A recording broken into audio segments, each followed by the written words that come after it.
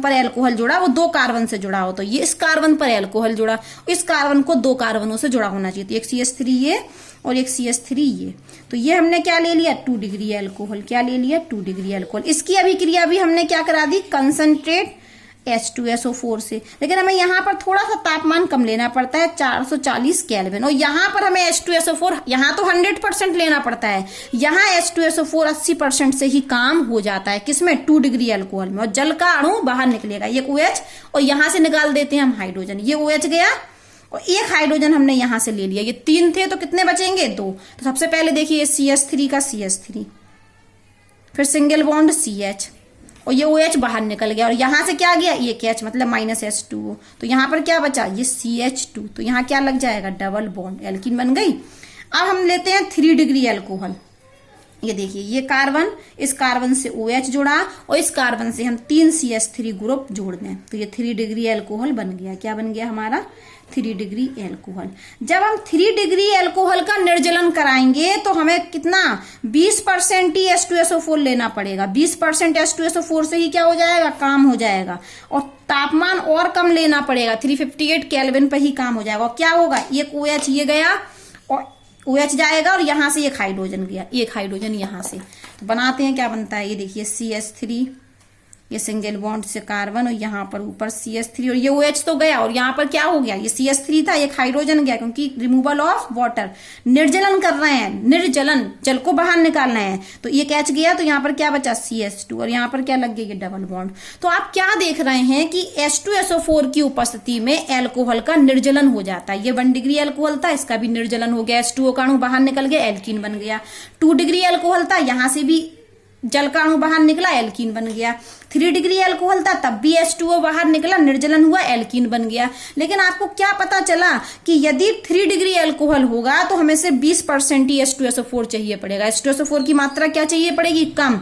2 degree alcohol में 80% H2SO4 और 1 degree alcohol में 100% H2SO4। तो निर्जलन किसमें, निर्जलन की जो यदि हम वो पूछे कि ऑर्डर ऑफ निर्जलन बताइए, निर्जलन किसमें सबसे ज्यादा होता है, किस एल्कोहल में किस सबसे ज्यादा होता है, तो निर्जलन का क्रम पूछे यदि हम, ऑर्डर ऑफ निर्जलन का क्रम, तो निर्जलन सबसे ज्यादा किसमें होगा 3 डिग्री एल्कोहल में सबसे ज्यादा, और फिर 2 डिग्री में कम, फिर 1 डिग्री में सबसे कम, क्योंकि आप देख रहे होगे ना यदि 20% H2SO4 भी हमने दे दिया तो 3 डिग्री एल्कोहल का निर्जलन हो जाएगा, और यहाँ ये हम 20% H2SO4 देंगे तो क्या इसका निर्जलन होगा, नहीं होगा। तो किसकी सामर्थ्य ज्यादा है निर्जलन में, 3 डिग्री एल्कोहल की।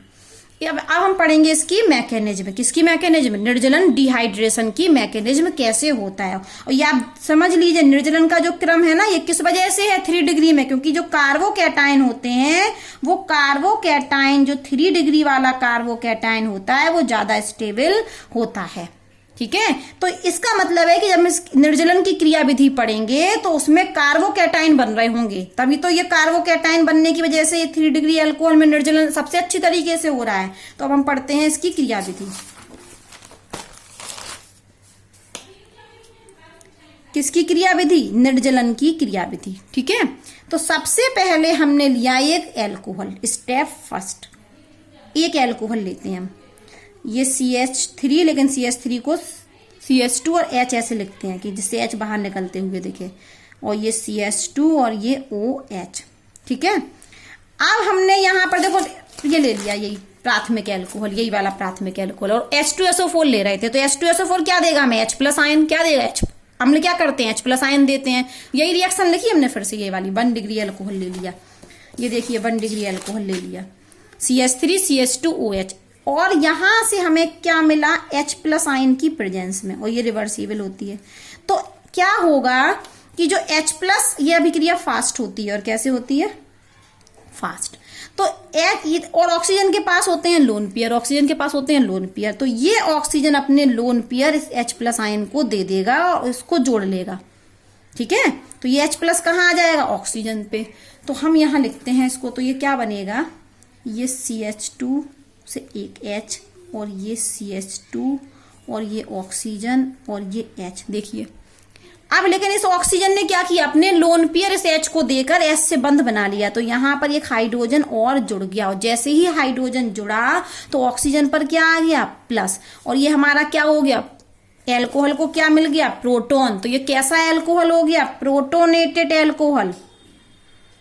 ये कैसा एल्कोहल हो गया, प्रोटोनेटेड एल्कोहल। ठीक है, अब स्टेप 2 में इस प्रोटोनेटेड एल्कोहल को लेंगे हम। स्टेप 2 क्या लेंगे, प्रोटोनेटेड एल्कोहल। यही जो बन गया हमारा, ये CH2H, CH2, ये OH और ये हाइड्रोजन और ऊपर है पॉजिटिव चार्ज। अब आप जानते हैं ये प्रोटोनेटेड एल्कोहल बन गया। सेकंड स्टेप में हमने इसी एल्कोहल को ले लिया। और आप जानते हैं कि ऑक्सीजन तो इलेक्ट्रोनेगेटिव एलिमेंट है और ऑक्सीजन पर पॉजिटिव चार्ज आ गया तो ऑक्सीजन अपना पॉजिटिव चार्ज हटाना चाहेगा। तो कैसे हटेगा ऑक्सीजन का पॉजिटिव चार्ज, वो क्या करेगा, यहां से बंध के इलेक्ट्रॉनों को खींच लेगा, यहां से बंध तोड़ लेगा, इस बंध के दोनों इलेक्ट्रॉनों को ले लेगा और H2O के रूप में बाहर निकल जाएगा। ये भी अभिक्रिया होती है रिवर्सिबल, लेकिन ये होती है स्लो। और केमिकल काइनेटिक्स में आपने पढ़ा होगा कि जो स्लो अभिक्रिया होती है वही रेट डिटरमाइन स्टेप होता है। तो ये कौन सा स्टेप है, अभिक्रिया की दर को निर्धारित करने वाला, रेट डिटरमाइन स्टेप। ठीक है, तो अब ये H2O बाहर, प्रोटोनेटेड एल्कोहल से हम क्या कर सकते हैं, ऊपर ऑक्सीजन पर पॉजिटिव चार्ज है तो वो क्या करेगा, यहां से बंध के इलेक्ट्रॉनों को ले लेगा और उसने बंध के इलेक्ट्रॉन लिए और H2O के रूप में बाहर निकल गया। लेकिन जैसे ही उसने बंध के इलेक्ट्रॉनों को ले लिया, इस बंध के दोनों इलेक्ट्रॉनों को ले लिया, तो इस कार्बन पर क्या आ गया, पॉजिटिव चार्ज। और यहां से हमें मिल गया CH2H और ये CH2। ठीक है, तो जैसे ही ये इलेक्ट्रॉन यहां शिफ्ट हुए तो इस कार्बन पर आ गया पॉजिटिव चार्ज। ठीक है, अब क्या होगा तीसरे स्टेप में, स्टेप नंबर 3, ये बन गई हमारी, ये कार्बोकैटायन बन गया। ये क्या बन गया हमारा, कार्बोकैटायन CH2।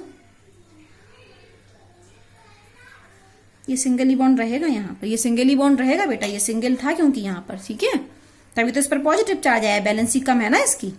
ये वाला बॉन्ड के इलेक्ट्रॉन को किसने ले लिया, ऑक्सीजन ने। तो कार्बन पर इलेक्ट्रॉनों की कमी हो गई, कार्बन पर क्या आ गया, पॉजिटिव चार्ज, यहाँ सिंगल ही बॉन्ड है।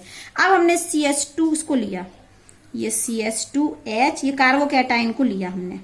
ठीक है, ये क्या लिया हमने, कार्बोकैटायन। तो अब क्या होगा कि ये जो हाइड्रोजन है, ये हाइड्रोजन,